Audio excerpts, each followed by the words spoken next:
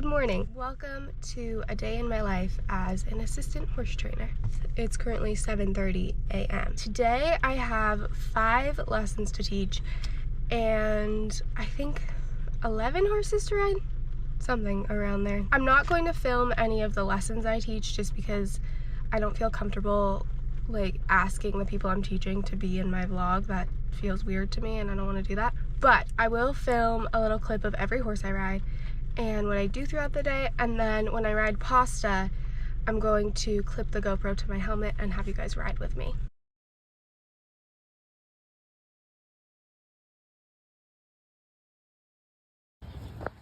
Good morning. Pasta. Hi. Good soup.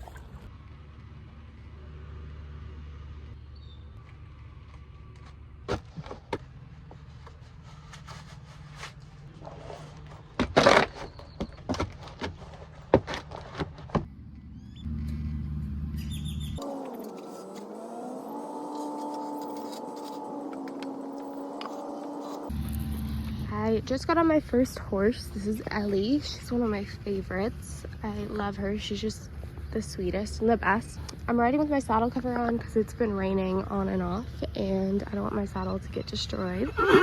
So, actually, change of plans for the morning. I look disgusting. Hold on. You're gonna look at Ellie because I look gross. Change of plans for this morning because it's supposed to be raining like off and on all morning. So I canceled my morning lessons. I had 2 this morning just because I hate to have people drive out here and then have to cancel once they're out here. So I'd rather just cancel ahead of time. So that's what I did. So now I'm just riding until 3 and then teaching, and it's not supposed to rain this afternoon. So I think those will still happen. So typically I'm only afforded 30 minutes per horse on training rides. If I have like a less busy day, I can give myself 45 minutes, which I do prefer. But today, because I have so many horses to ride and quite a few lessons to teach, I only have 30 minutes per horse.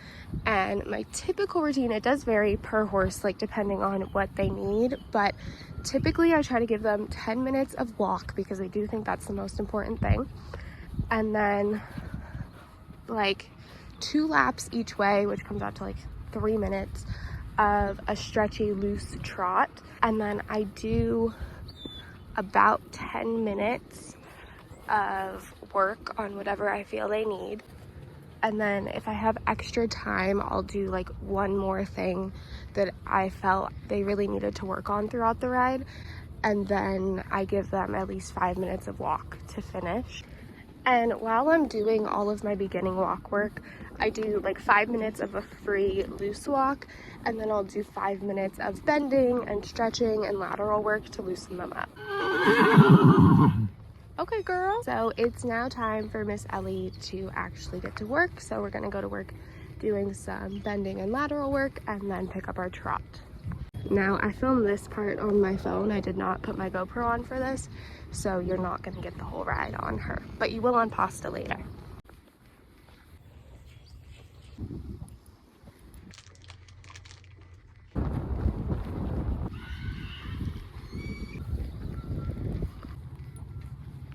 I'm on my last training horse, and then I have Pasta and Flamenca. I opted to not ride Flamenca. I'm just gonna do groundwork with her because I'm not really scared of her doing anything like stupid or dangerous, but I don't want her to get overwhelmed with the rain, and there was like a 10-degree temperature drop, and there's also a lot going on here, and I really don't want her to get overwhelmed and then end up having her go backwards mentally because she's very sensitive right now. She has the mind of like a 3-year-old with major anxiety, so I don't want to do that. So we're gonna do groundwork and then I'm gonna ride Pasta. Actually, that's a lie. I'm gonna ride Pasta and then Flamenca. A super fun little update is that I started my period. So not only is it raining and cold and the horses are actually insane, I'm also on my period now. I'm so lucky.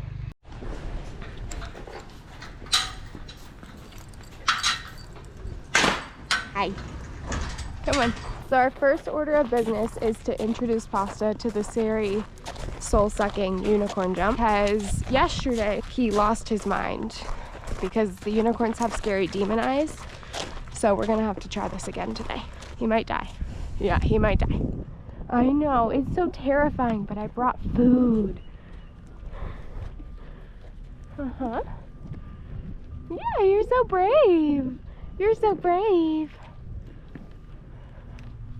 You're so brave. I know. In his defense, they are scary. It would seem we have gotten over our fear and now want to eat it. So that's good. I'm going to show him the rest of the new jumps we got too, just in case he thinks that they're scary as well. Yeah, it's okay. Okay, so brave.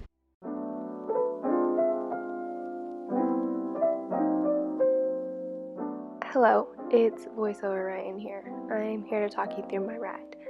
So we started out with just a walk. Pasta did not have privileges to a loose rein walk this day because he was still being a little silly about the new jumps.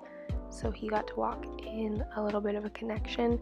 It was still looser than once we really get to work, but he did not get to have a loose rein. So we just spent a couple of minutes walking around, making sure he wasn't going to buck me off, and getting him warmed up. As we turn this corner here, he sees the unicorn for the first time under saddle and contemplates bucking me off, but then opts not to, which I do appreciate.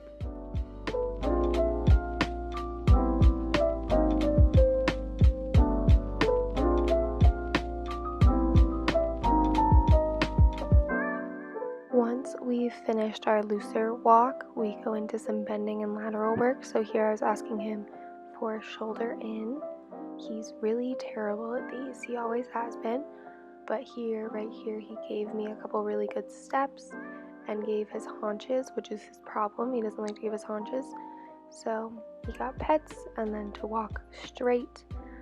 And then through the turn here, I put him into a little haunches in, which he is better at than shoulder in, which is funny because in shoulder in he doesn't like to move his haunches. I don't know, he's a weird man. And then I start asking him just to leg yield off of my outside leg. He does get a little bit sticky to the rail sometimes, so I like to leg yield him on and off the rail throughout the ride, but a lot in our walk warm-up.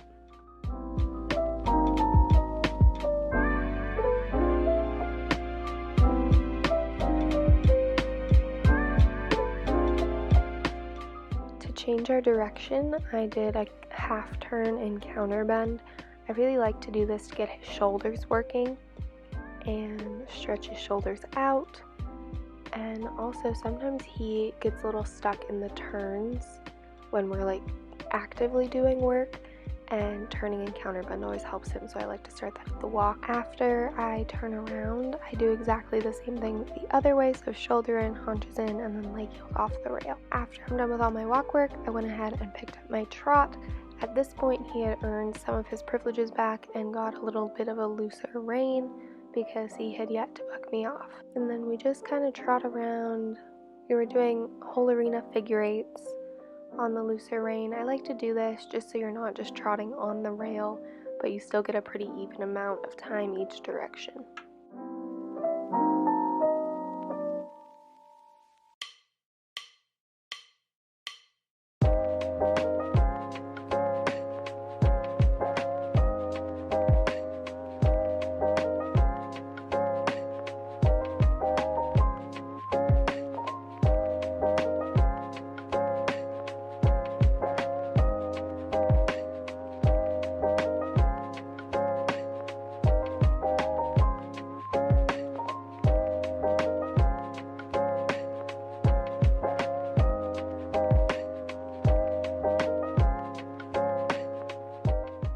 So after I've done 2 whole figure eights, I go across the diagonal one more time and start getting him round and shortening my reins up and putting him together. And then I took him over the furthest single cavaletti pole. he was a little hesitant and skeptical here, and then he did trip and almost fall on his face. So that's a little embarrassing for him. And yeah, and then we trotted around and came back to that same pole just to revisit it.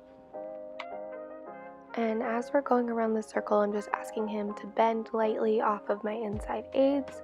And as we make the turn, I'm asking him not to push into my outside aids because he does like to do that. This time he gives it a little hop, which was kind of cute of him to kind of learn his lesson the first time.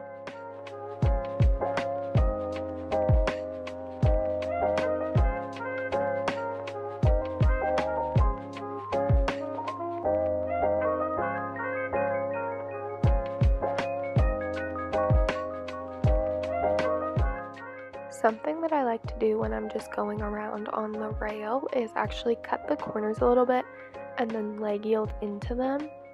I find it helps your horse bend, it helps them stretch their bodies, and it gets them a little lighter on the forehand for a horse who's a little heavy on the forehand because it shifts their weight to their outside hind leg.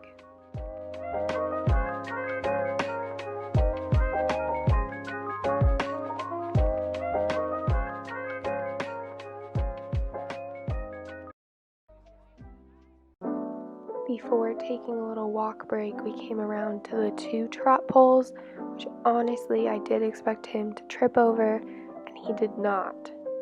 So I was quite impressed. After a little walk break, we picked up the trot again and trotted the single cavaletti again. And then after this, we pick up the canter, and what I did with him and a lot of my training horses on this day was circle over this cavaletti, cantering around the circle and then trotting the cavaletti. That works in some transitions. It gets them listening to your aids. It's really good for a horse who likes to rush things and rush like pulls and jumps because it makes them slow down and think about what they're doing and think about what you're asking of them. So I think we actually cantered a whole circle and then we came around and did that. Right here, I transitioned down to trot again, just to add in another transition, and then we went back up to canter. There, he really lifted his head through the transition, which I wasn't super happy with. I would prefer if he stayed round, but nobody's perfect. Even pasta has his flaws sometimes.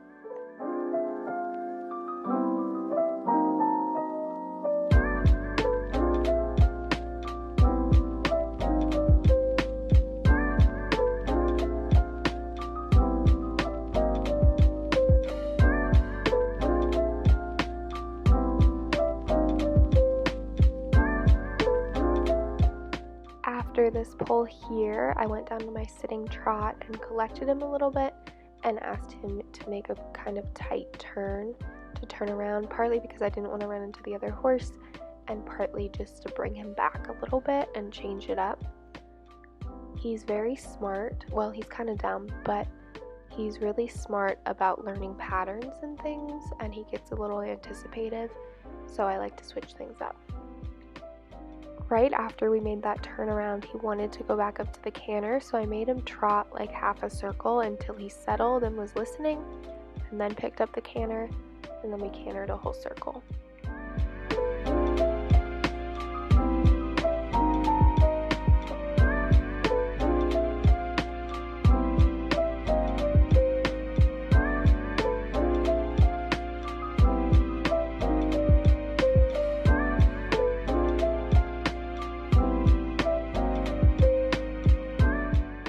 Here, after this pull, we did another circle around this little jump right here just because I wanted to give the other horse some space, and again throw pasta off a little bit and not let him learn the pattern.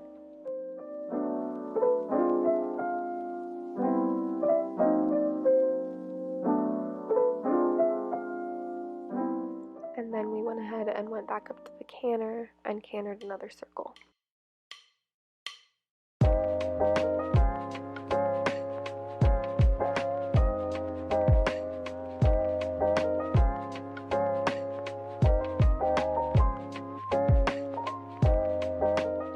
After this this one, we came down to the walk and took a little break.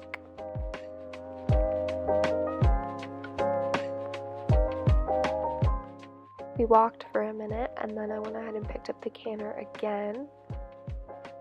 Through this corner, he gets a little stuck through his outside shoulder, so I went ahead and counterbent him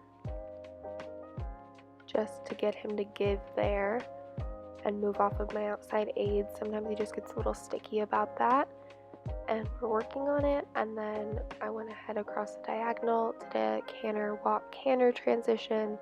We're really working on those because we're currently doing second level, and if you know dressage, second level is where those canter, walk, canters come into play.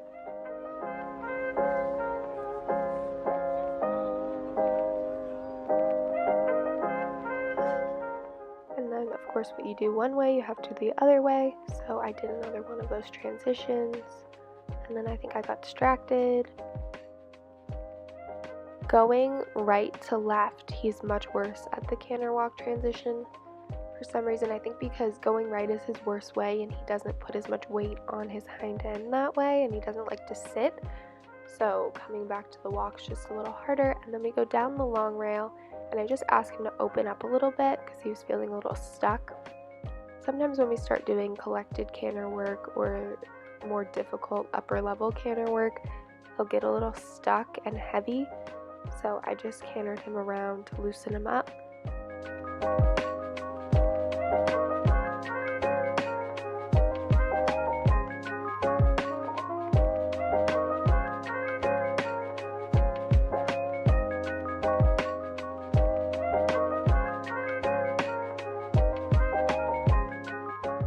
We came across the diagonal one more time with another transition, and then I don't know what I'm looking at. I got distracted, and then we just cantered around a little bit, open to the right.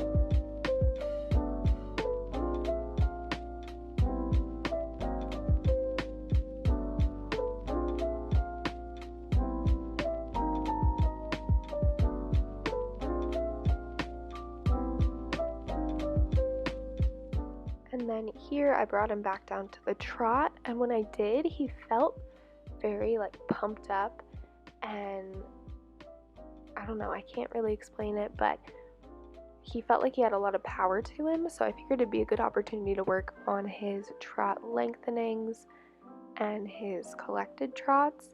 So here we did a circle in a collected sitting trot, and then we went across the diagonal. It's not really a diagonal, but it's the best I could do with the jumps in the way, and I opened his trot up.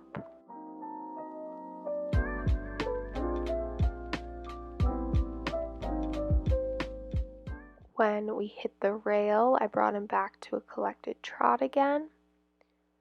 I went through here just to save some space. I don't like to keep him super collected for very long when I'm working on this.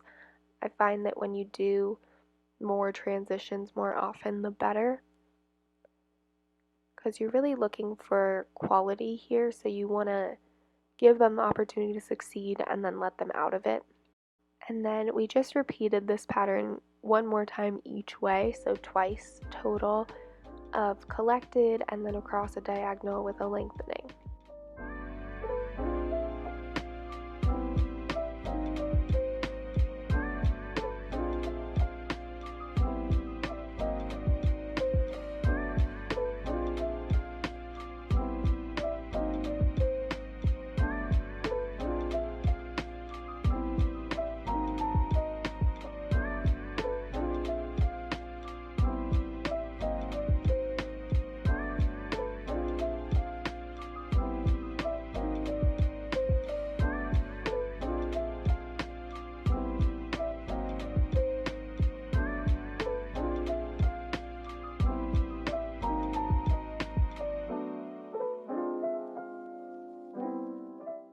He put in a good effort on that last one, and then I gave him his reins and let him go to a stretchy trot, and then we went down to walk and we were done.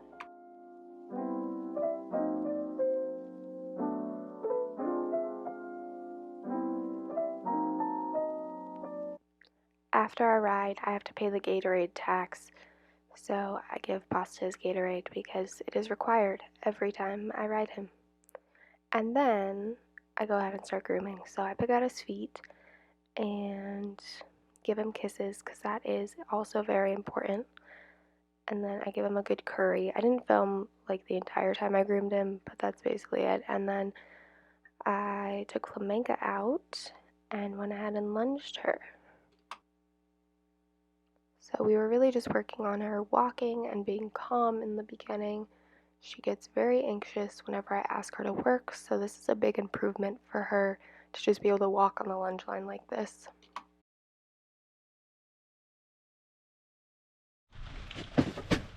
I'm back in the shed. My hair looks interesting. I lunged Flamenca for a total of like 5 minutes, and she was walking so nicely and calmly on the lunge line, which is a big deal for her because when she got here, like, she would not walk while you were lunging her. So I like didn't want to mess that up, so she just walked, and then we trotted a little bit and then we walked again, and then I was like, you know what, you're done. So now she's in the round pen. Now I'm just here. I'm gonna groom Flamenca in a little bit, but it's currently 2 o'clock and I was supposed to have a 3 o'clock lesson, but she canceled because she lives like 30 minutes away. I didn't want to risk driving all the way out here for it to be like raining and her not be able to ride. So now I have a 3:45 and a 5:30. So I'm gonna have a lot of free time and I don't really know what to do with it. This is also just like the time of the day where like normally how my days go is like I might have a couple lessons in the morning, but then like I ride for the bulk of the day, and then I have afternoon like after school lessons.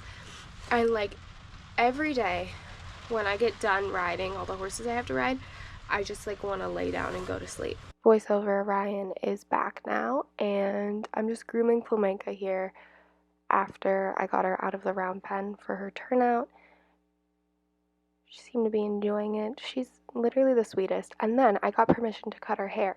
If you know Spanish horses, you know long hair is like the norm for them, but her hair is so ugly and ratty looking, and I mean that in the nicest way, but she just doesn't have good hair. So I got permission to cut it short so that way when I show her I can do the cute little button braids.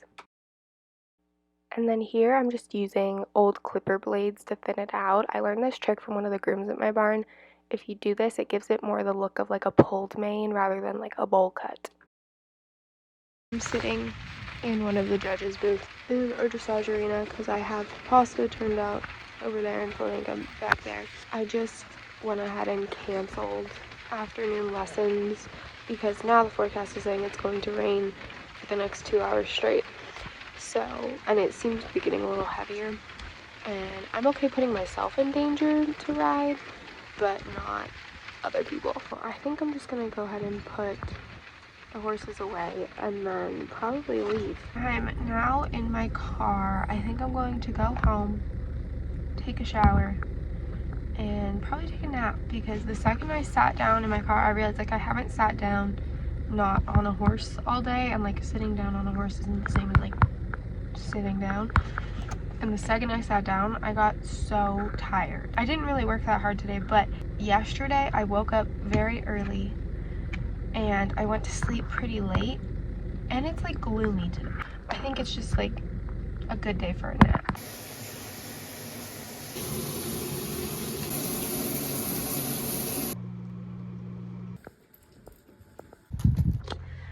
I woke up from my nap and we're gonna go get Chipotle now for dinner.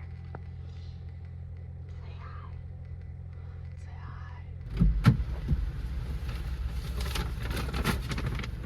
I am back home now. Package secured. Pretty much the only things left for me to do now is eat Chipotle and then go to sleep. So I'm gonna leave you now. I hope you enjoyed spending the day with me. Okay, bye. Love you all.